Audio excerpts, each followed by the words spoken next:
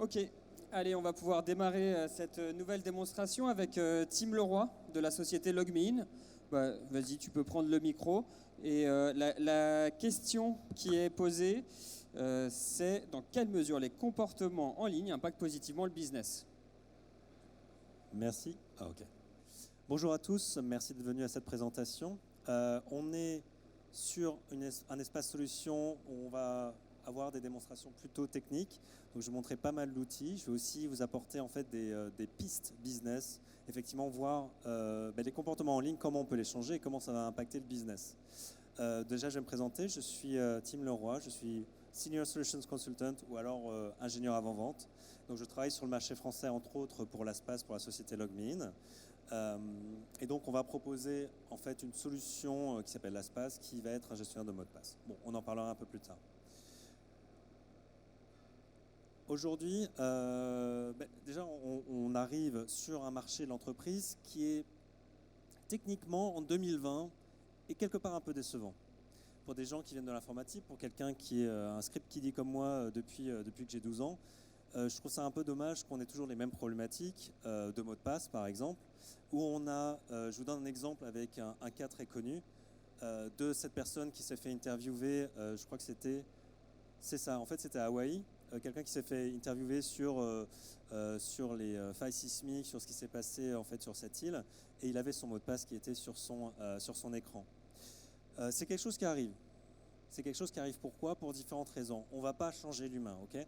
L'idée de LogMeIn, de l'ASPAS et sur les solutions que vous allez trouver sur ce salon, c'est de travailler la plupart du temps avec l'humain. Il y a quand même un gap qui a à remplir, mais on va voir comment on va pouvoir y remédier. L'idée d'utiliser un gestionnaire de mots de passe, une solution qui va en fait vous aider sur la sécurité de votre entreprise, c'est quelque part ubériser la sécurité, que ce soit facile d'accès, que tout le monde s'y retrouve, que ce soit plus facile aussi bien pour les utilisateurs finaux que pour les admins et que voilà, tout le monde y trouve son compte tout simplement. Ça c'était en 2017, hein, c'était pas il y a 10 ans, c'était il y a 3 ans. Encore en juillet, c'était moins il y a 3 ans.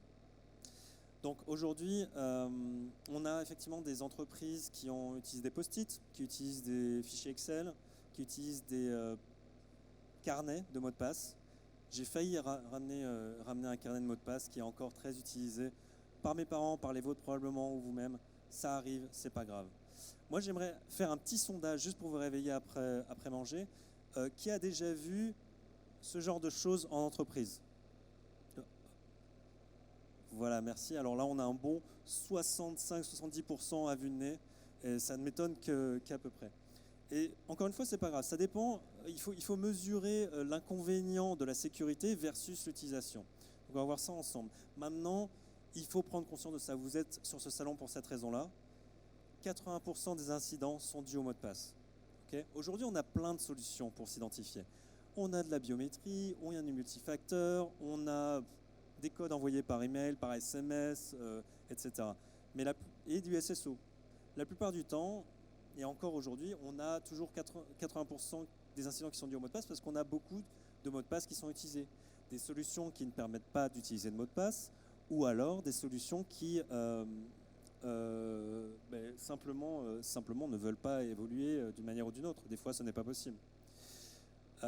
L'autre problème par rapport aux incidents liés au mot de passe, j'espère que je vous apprends rien, c'est on les réutilise. On les réutilise, ils sont pas assez forts, on demande de mettre un nombre, une majuscule, une minuscule, son groupe sanguin, peu importe, et c'est trop compliqué. Et finalement, on se dit, bon, on va toujours utiliser le même, sur tous les sites, ça va être très bien.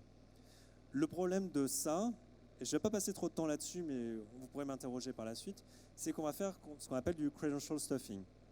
C'est-à-dire que, imaginons, 15 jours, un grand du marché, pour ne pas nommer Yahoo par exemple, a une faille de sécurité.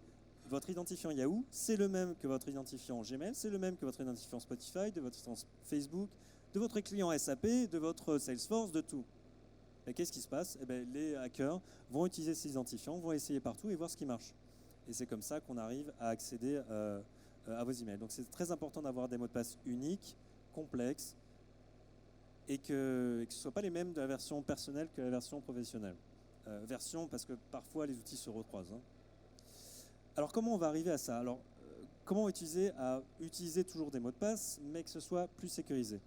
Il y a une première étape, et j'ai travaillé avec des personnes qui sont en charge de nos clients aujourd'hui en France et en Europe. On va proposer des outils faciles et intuitifs.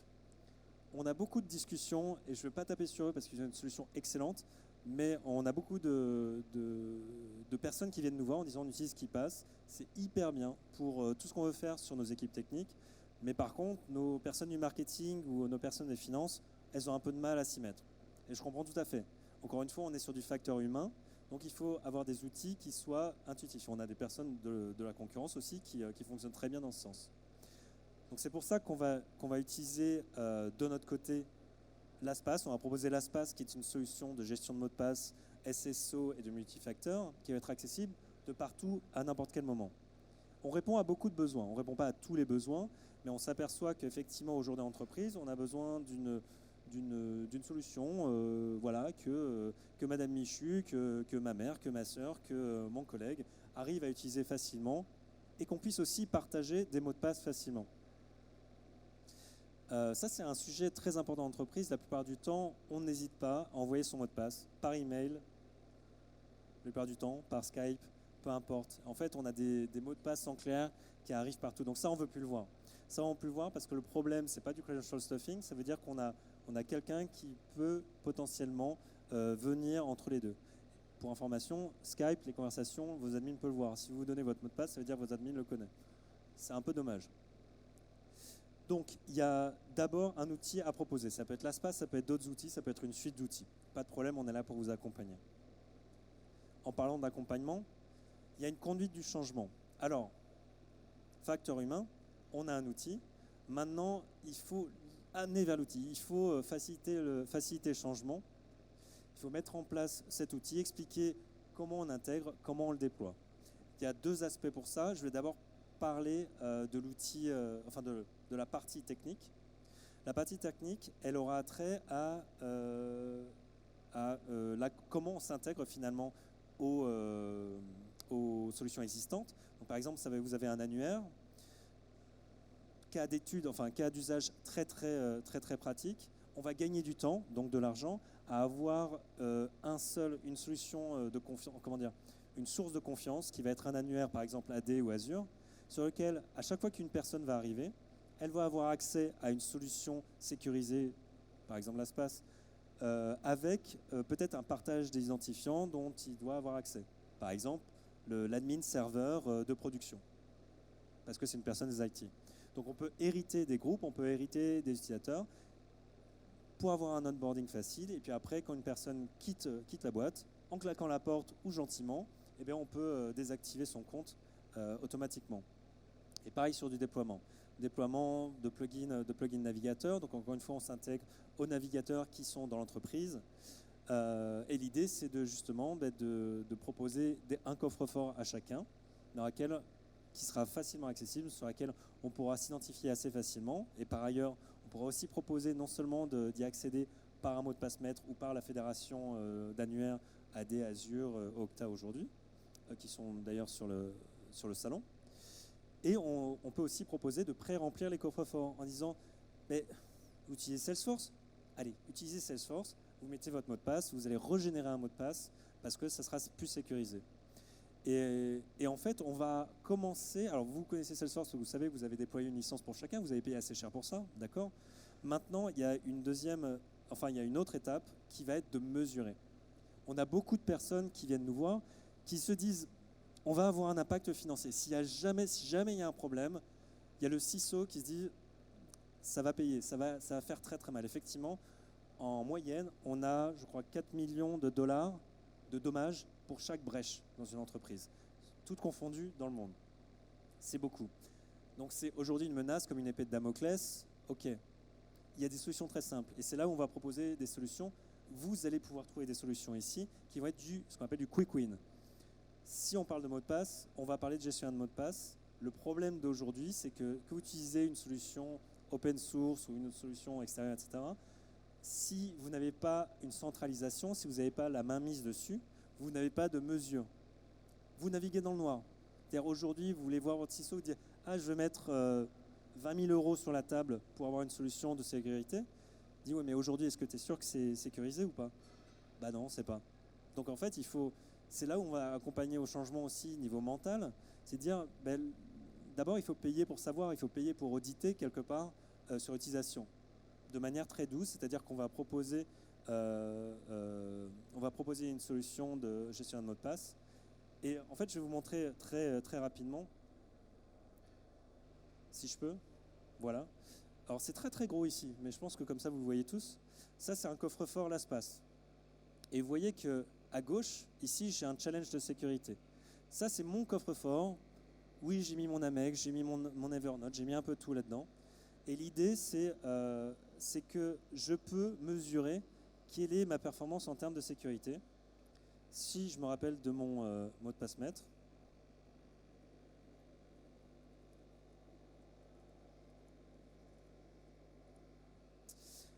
Et avec donc on va désactiver le gestionnaire de mots de passe Chrome. Hein, je vous conseille à tous dès maintenant, si jamais vous l'utilisez, vraiment désactivez-le. Hein, c'est le hacker en moi qui vous le dit. Le score de sécurité va vous donner des détails sur vos mots de passe. Alors je passe un peu tout. Vous verrez sur chaque site la robustesse du mot de passe, quel a été le dernier changement, est-ce que vous pouvez faire quelque chose, est-ce qu'il a été dupliqué. Et vous voyez que en fait, ces deux-là, sur DXC et DXPush, on a le même mot de passe. Il faut intervenir là-dessus. En tant qu'utilisateur, vous dites, bon, ben, c'est bien de faire la sécurité, mais les admins aussi auront cette information, n'auront jamais accès au mot de passe. L'idée, c'est d'avoir juste la robustesse des mots de passe. Est-ce qu'on a un score de sécurité qui est bon, ou alors il faut travailler là-dessus. Et là, vous l'aurez de manière individuelle.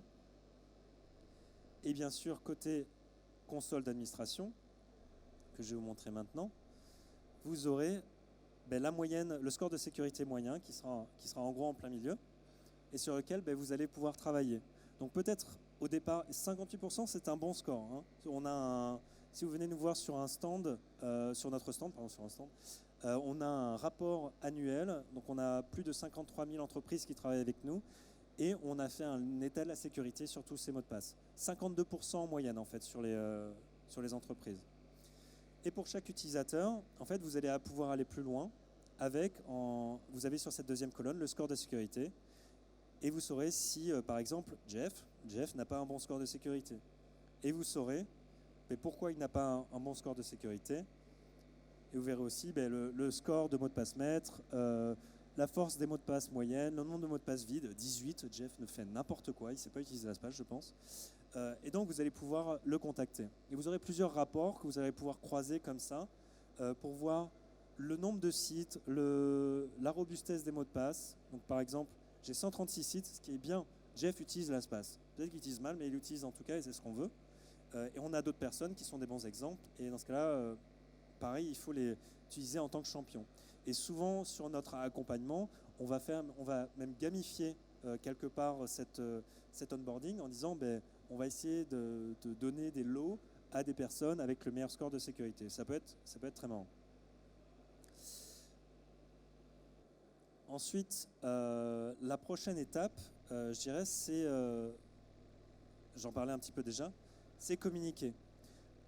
Communiquer entre le vendeur et le client avec ses champions et ses champions avec les différentes équipes.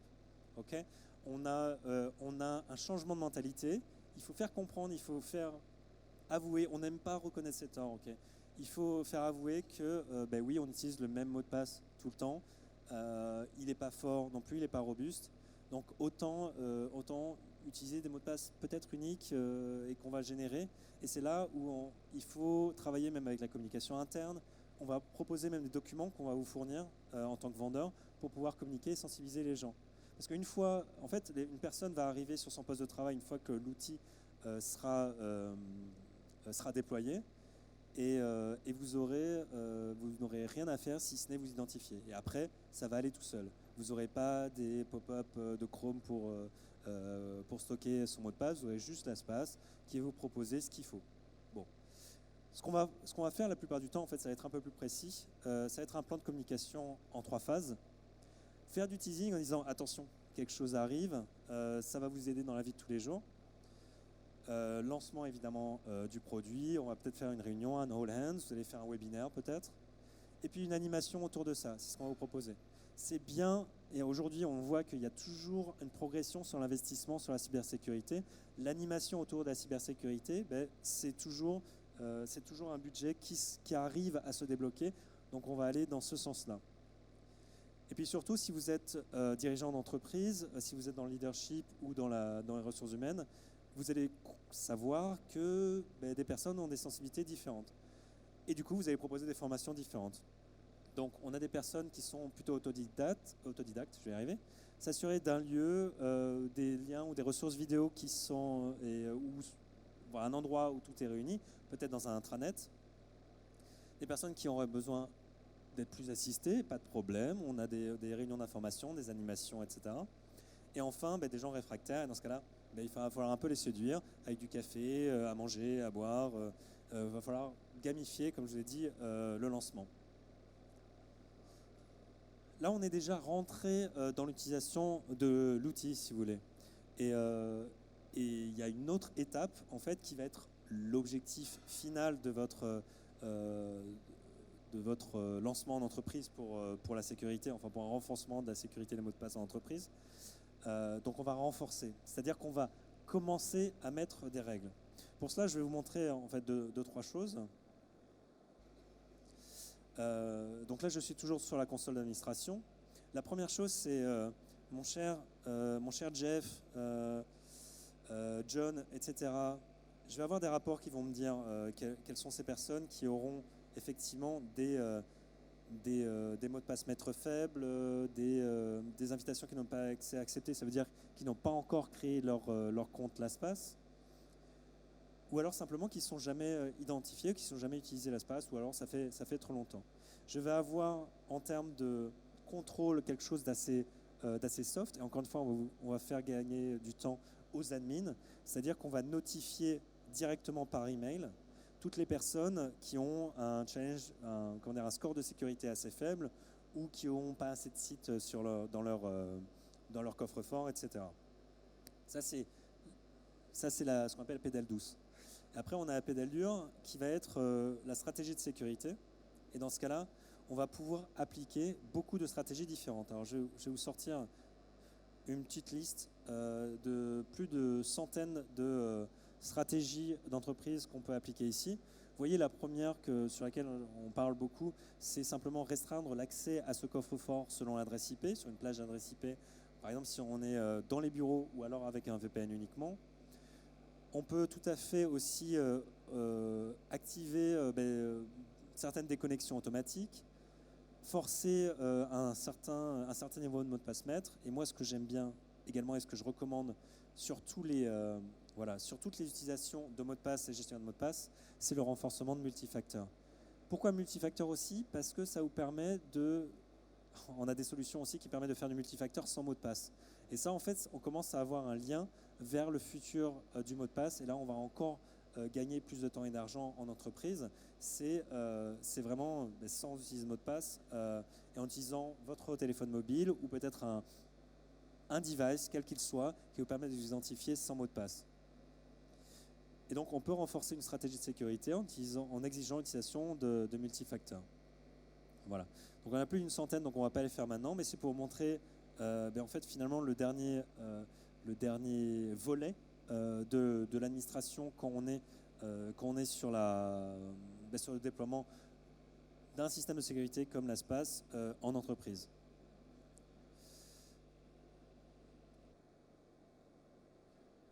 Donc, on arrive sur la fin de cette présentation. C'est pas tout à fait fini. Je vais continuer à en parler un petit peu. On a beaucoup de succès sur des personnes qui investissent en continu sur la cybersécurité, sur l'adoption d'un outil. Des personnes qui n'assignent pas un chef de projet, qui n'ont pas identifié les acteurs, qui n'ont pas identifié les champions, qui ne sont pas sûrs de la solution ou qui mettent... On a des personnes qui renouvellent un contrat sur des licences qui n'ont jamais été déployées. Ça veut dire qu'on n'a pas mis le temps nécessaire.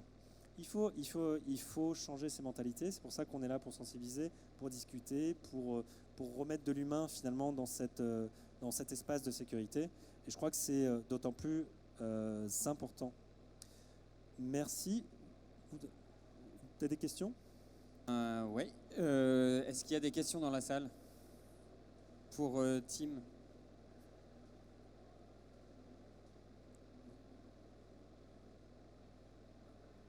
Bonjour, Vincent Salin, Pas-de-Calais Habitat.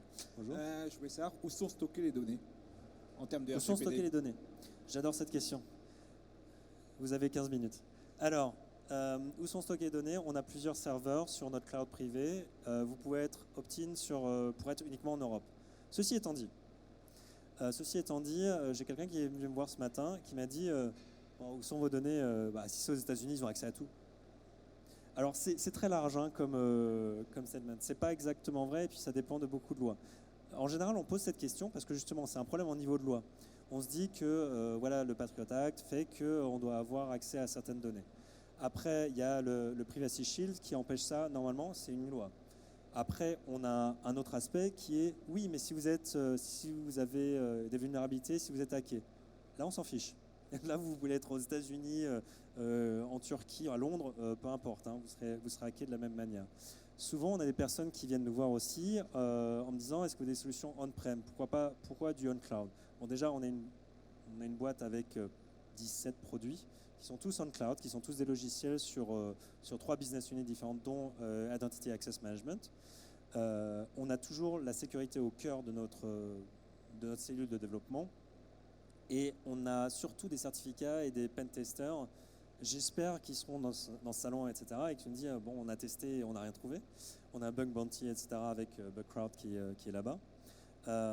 On s'aperçoit souvent que la sécurité qu'on exige du cloud est beaucoup mieux, beaucoup plus, je sais pas, dans la stratosphère de sécurité, plutôt que du on-prem, plutôt que peut-être du cloud privé, mais qui serait hébergé en France. Donc je ne vais pas utiliser une expression anglaise, mais le diable se met dans les détails. Il faut vraiment étudier cette question de bout en bout et quelle est votre crainte et quelle est la solution que vous préférez. Et encore une fois, il faut trouver il faut trouver le bon équilibre entre l'utilisation et la sécurité, enfin la contre-utilisation et la sécurité. Et ça nous arrive de plus en plus en France, où des acteurs même publics qui disent bon voilà, on a fait un appel d'offres et en fait on voulait que des acteurs français, mais on s'aperçoit que en fait on est obligé d'ouvrir ailleurs. Donc voilà, j'adore le Made in France, mais il faut vraiment regarder partout. Désolé, c'est une réponse un peu longue.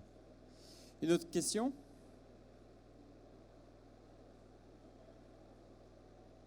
Une question là-bas. Oui, bonjour. Est-ce qu'il y a une intégration déjà en place ou prévue avec la plateforme Have I Been Pwned? Je vous entends pas, je suis désolé. Je parle pas, c'est pareil. Est-ce qu'il y a une intégration déjà en place ou prévue avec la plateforme de Troy Hunt là, qui permet de lister les mots de passe qui sont dans la nature, qui ont fuité Alors Troy Hunt, il a effectivement un site, alors c'est une très bonne personne en sécurité à connaître, qui a un site qui s'appelle Have I Been Pwned, qui est donc le listing de toutes les brèches de sécurité qui arrivent, souvent découvertes par Troy Hunt lui-même, qui marche très bien, qui est une API qui fonctionne avec d'autres concurrents. On n'utilise pas cette plateforme, on utilise une plateforme similaire qui va permettre d'être notifié si votre identifiant, alors pas votre mot de passe, mais votre identifiant a été détecté dans une brèche de sécurité. Donc, ça veut dire qu'il est sur Internet. Donc, par exemple, moi, j'ai mon adresse email pro. Si j'utilise sur l'espace pour stocker un identifiant, au moment où la brèche est découverte, je vais recevoir un email personnellement en disant « Vous devriez changer votre mot de passe sur ce site parce qu'il a été compromis, tout simplement. » Et je sais si ce mot de passe il a été dupliqué pour un autre site, et donc je vais faire en sorte de le changer également. Donc, la réponse est oui. Il nous reste le temps pour une toute dernière question.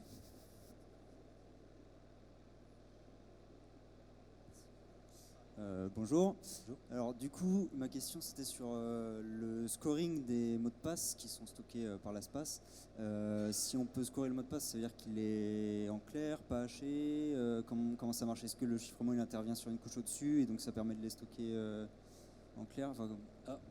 Est-ce qu'il y a deux questions, j'ai l'impression? Le scoring sur la robustesse du mot de Oui, passe? la robustesse du mot de passe, ouais. D'accord.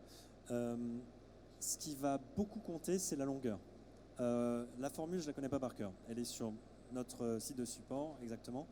On a beaucoup sur la longueur, on a sur évidemment les différents caractères, est-ce qu'on a du majuscule, minuscule, etc. Mais on s'est aperçu en fait avec l'étude des... je sais pas, il faut simplement s'intéresser à la cryptographie et comment on peut débloquer des mots de passe pour savoir que la longueur va faire tout. Et surtout, ça va être encore une fois le facteur plus humain. D'expérience, j'utilise tout le temps des mots de passe à 30 caractères. Là, je suis sûr d'être au taquet. Donc, je vous invite à regarder sur le site. Je ne le connais pas par cœur, malheureusement. Merci.